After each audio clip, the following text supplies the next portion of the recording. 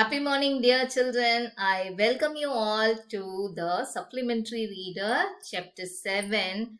The name of the lesson is Chandni. Along with me, who is saying hello to you? A goat is saying hello to you all. See here. So, this lesson deals with a goat, right? Abu Khan kept goats as pets. He loved his goats, but they left him one by one. He bought a young pretty goat and called her Chandni. Right, that is the outline of part 1. Once upon a time, there lived an old man in Almora. Almora is the name of the place, and he was popularly known as Abu Khan. Abu Khan is the name of the old man. He lived in Almora. He lived all alone except for a few goats which he always kept as pets. So he is keeping goats as pet. Usually goats are domestic animals. Here Abu Khan is keeping goat as pets. He gave his goats funny names such as Kalwa, Mungya or Gujri. He would take them out for grazing during the day and talk to them as one talked to his own children. At night, he would bring them back to his little hut and put a string around the neck of each goat. So the goats will have a string in its neck. So this is what is his lifestyle. Whose lifestyle? Abu Khan's lifestyle. Poor Abu Khan was a little unlucky in the matter of his goats. Not in other things, but he's unlucky in the matter of his goats. Very often at night, one of the goats would pull at a string till it broke loose and then would disappear in the hills beyond. So, one by one, the goats will go out of the hut, right, breaking its strings. Goats in hilly region hate being tied. So, they want to be free, tied to trees or poles. They loved their freedom. Abu Khan's goats were the best hill breed. So many varieties of goats are there. So his goat were the best hill breed. They too loved their freedom. So whenever they got the chance, they would run away only to get killed by an old wolf who lived in the hills. So there is a wolf in the hills, and usually the habit of the wolf is taking the goat, killing the goat and eating it. Whenever one of his goats disappeared, Abu Khan was very sad. So each time when one goat disappeared, Abu Khan will be very sad. He did not understand why even the juiciest grasses and grains that he gave them and all the love that he showered on them would not stop these unfortunate goats from running straight into the jaws of death. He was really astonished. He was really very sad. He is giving so much of food, juicy grasses, the best foods. He's talking to the goats. He was a very lovable person.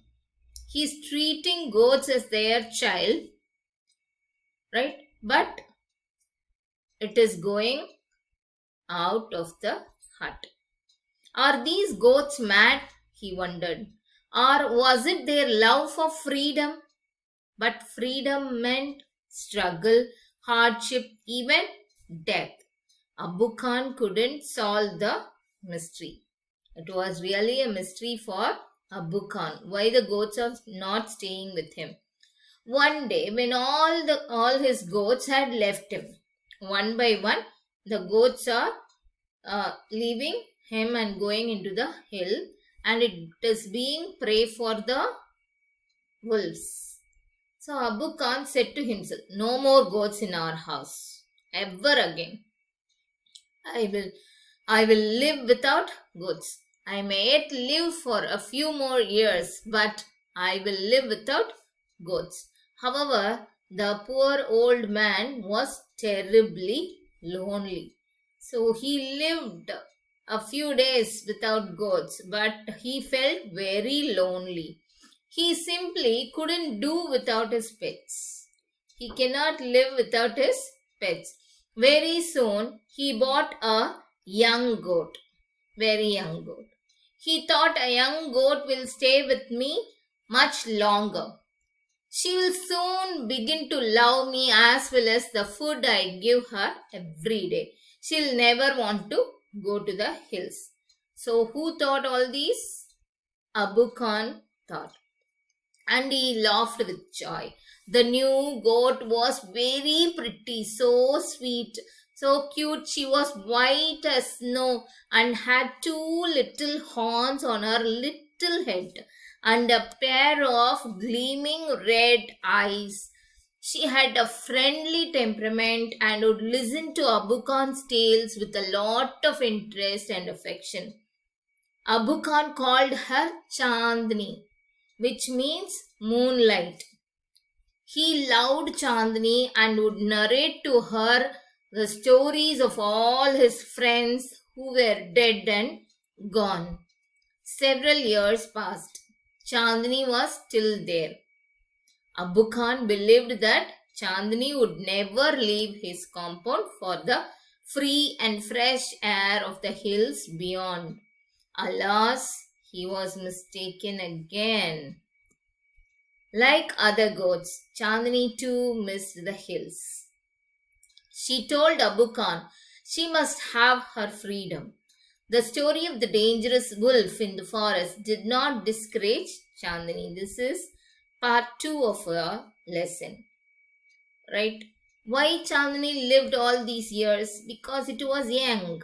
When it grows up, it wanted to come out of the home. Every morning, Chandni watched the hilltops, bathed in the sunlight. How beautiful these hills are, she thought. How refreshing the breeze that blows through them, and how lovely the run across these green fields. She ran towards the hills, but had to stop with a jerk. The rope round her neck wouldn't let her go any further. How she hated that rope. She stopped eating the green grass Abu Khan brought for her, nor did she listen to his stories with interest and affection. She lost her appetite, grew very thin, and stared moodily at the hilltop bathed in sunlight. Abu Khan did not understand Chandni's anguish. At last, she decided to speak to him frankly. Dear Abu Khan, she said, let me go to the hills, please. If I stay on in your compound, I will die. Now Abu Khan understood Chandni's problem, but it made him very unhappy. The earthen pot which contained Chandni's breakfast fell from his hands and broke into 1,000 pieces. Why do you want to leave me, Chandni? Abu Khan asked. I want to go to the hills, Chandni answered. Don't you like the food here? I will give you tastier food and a much longer rope so that you can go freely around the hilltop. No, thank you. Let me go to the hills. Do you realize the risk you're running? You obstinate creature. There is a dangerous wolf in the hills. He'll eat you up. Abu Khan did his best to warn her. Chandni answered, God has given me a pair of horns. I will fight with the wolf. Fight the wolf indeed. Have you forgotten the story of your sister's Kalua, who was the size of a big deer? She fought The wolf through the night but was killed in the morning. Abu Khan narrated Kalua's story for the 50th time. So, how many times Abu Khan described the story also? Chandni is not ready to hear all this. To all this, Chandni had only one thing to say. I want to go to the hills. Abu Khan got very annoyed. He thundered, You are not going anywhere. From today, you will live in the small hut. He locked the hut and not move about freely in the compound. Ungrateful as you are, you must still be saved from the wolf. He pushed her into a small hut and shut the door. But he forgot to close the small window at the back.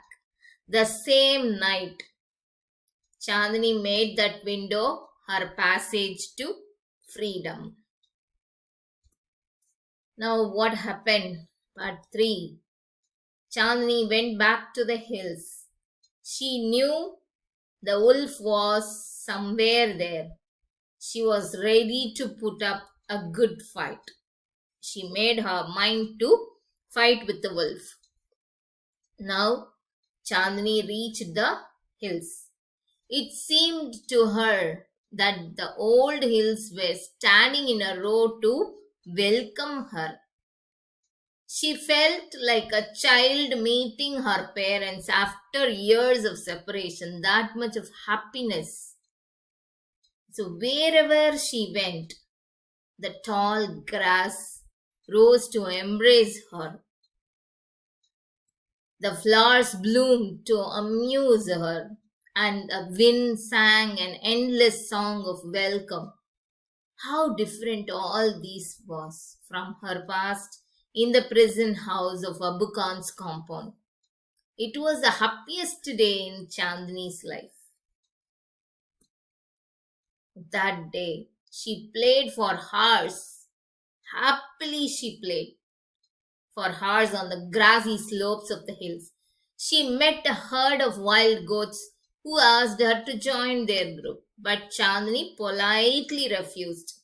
She wanted to enjoy her new freedom all by herself. The sun disappeared behind the hills, and soon darkness enveloped the grass.